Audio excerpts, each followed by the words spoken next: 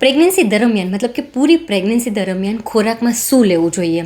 આ પ્રશ્ન આપણને મૂંઝવતો હોય છે, આપણે કન્ફ્યુઝ થતા હોય છે. કેમ કે પહેલાં આવીને આપણને આ કહેતા હોય છે, આજુબાજુવાળા આવીને આપણને એમ કહેતા હોય છે કે આ ખાવું જોઈએ, આ ના ખાવું જોઈએ. તો સૌપ્રથમ પ્રેગ્નન્સી દરમિયાન ઘણા બધા હોર્મોનલ ચેન્જીસ થાય છે.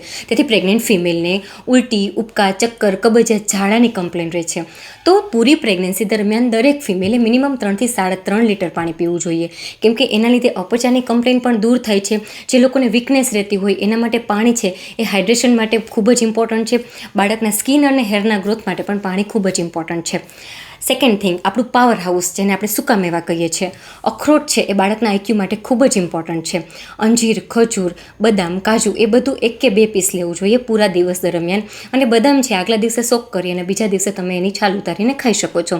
થર્ડ થિંગ, દૂધની બધી જ પ્રોડક્ટ, દૂધ, દહીં, છાશ, એનામાં પૂરતા પ્રમાણમાં પ્રોટીન અને કેલ્શિયમ હોય છે. અને દહીં છે એ અપચાની કમ્પ્લેન હોય એના માટે પણ ખૂબ જ મહત્ત્વનું છે. તેથી દૂધની પ્રોડક્ટ્સ લઈ શકો છો.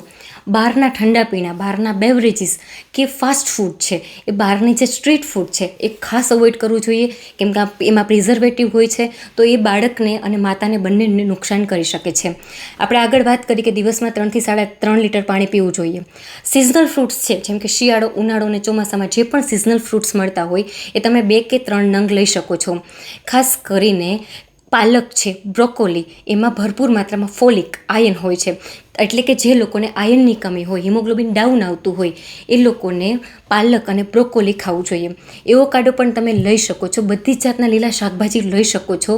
ખાસ કરીને જે ફૂડમાં સિટ્રસ મતલબ કે જે ફૂડ અને ફ્રૂટમાં ખટાશ હોય એ પણ તમે લઈ શકો છો, જે બાળકના સ્કિન માટે, હેર માટે અને હાડકાના વિકાસ માટે ખૂબ જ જરૂરી છે. આ ઉપરાંત ડૉક્ટર તમને જે પણ વસ્તુ સજેસ્ટ કરે તમારા પ્રેગ્નન્સીને અકોર્ડિંગ એ ખાવી જોઈએ. પૂરતો આરામ કરવો જોઈએ. મિનિમમ 6 થી 7 કલાકની સાઉન્ડ સ્લીપ લેવી જોઈએ. સારી ચોપડીઓ વાંચવી જોઈએ. પ્રેગ્નન્સીને મેનિફેસ્ટ કરવી જોઈએ. અને ડૉક્ટર તમને આયર્ન, ફોલિક એસિડની ટેબ્લેટ સજેસ્ટ કરે એ પીવી જોઈએ. અને જ્યારે પણ તમને ફોલોઅપમાં બોલાવે છે ત્યારે જતું રહેવું જોઈએ.